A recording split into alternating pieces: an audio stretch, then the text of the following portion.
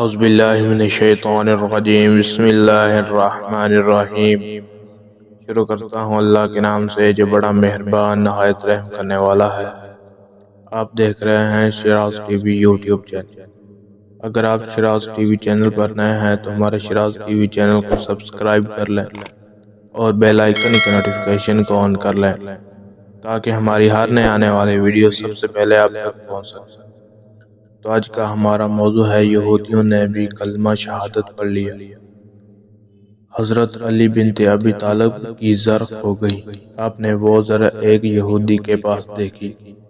آپ نے یہودی سے فرمایا، اے یہودی، یہ زر جو تمہارے پاس ہے میری ہے، فلاں روز مجھ سے کھو گئی تھی۔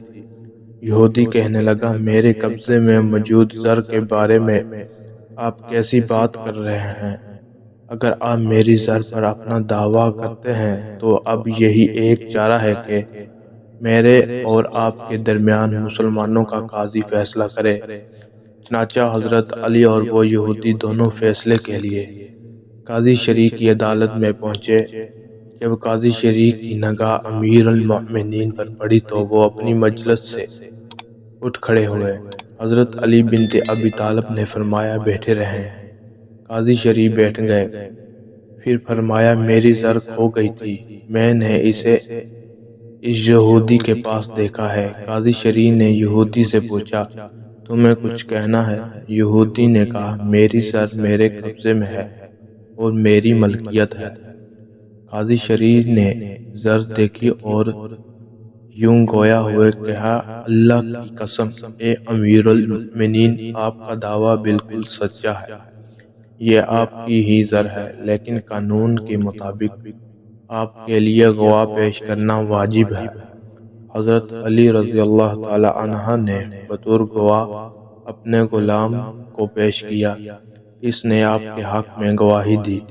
پھر آپ نے حسن و امام حسن حسین کو عدالت میں پیش کیا۔ ان دونوں نے بھی آپ کے حق میں گواہی دی۔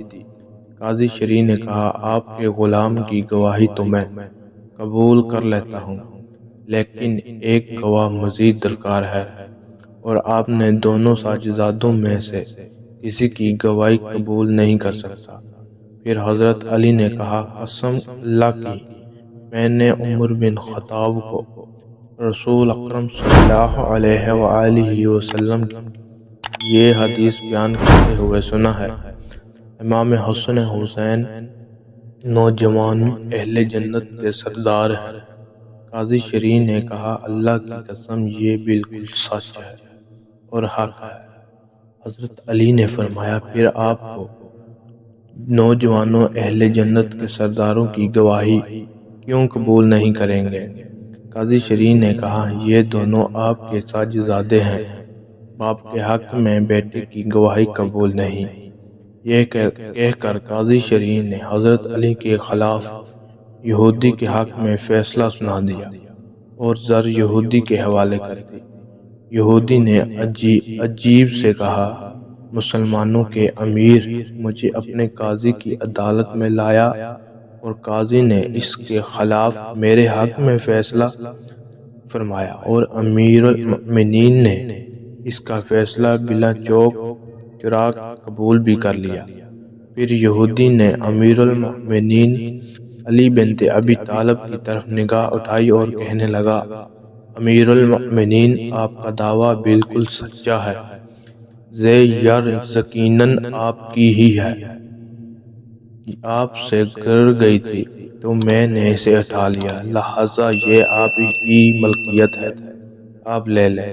پھر کلمہ شہادت پڑھ لیا۔ میں گواہی دیتا ہوں کہ اللہ کے سوا کوئی معبود برحق نہیں، اور میں گواہی دیتا ہوں کہ محمد صلی اللہ علیہ وآلہ وسلم اللہ کے رسول ہیں۔ حضرت علی نے فرمایا، میری یہ زر بھی اور یہ گھوڑا بھی تمہارا ہے۔